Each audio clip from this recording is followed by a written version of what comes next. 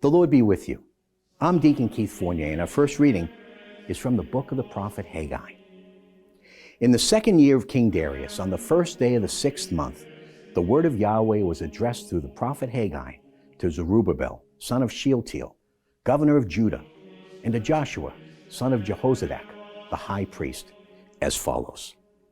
Yahweh Sabaoth says this people says, the time has not yet come to rebuild the Temple of Yahweh. And the word of Yahweh was addressed through the prophet Haggai as follows. Is this a time for you to live in your paneled houses when this house lies in ruins? So now Yahweh Sabaoth says this.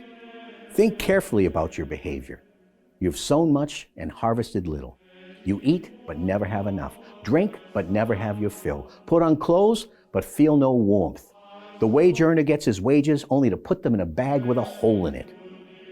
Yahweh Sabaoth says this. Think carefully about your behavior. Go up into the hills, fetch timber, and rebuild the house. And I shall take pleasure in it and manifest my glory there, Yahweh says. And our response is from Psalm 149. Alleluia. Sing a new song to Yahweh, his praise in the assembly of the faithful. Israel shall rejoice in its maker. The children of Zion delight in their king. They shall dance in praise of his name, play to him on the tambourines and harp. For Yahweh loves his people. He will crown the humble with salvation.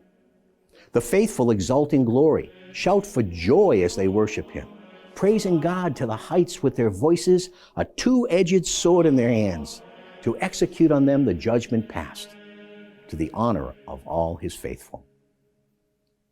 A reading from the Holy Gospel according to St. Luke.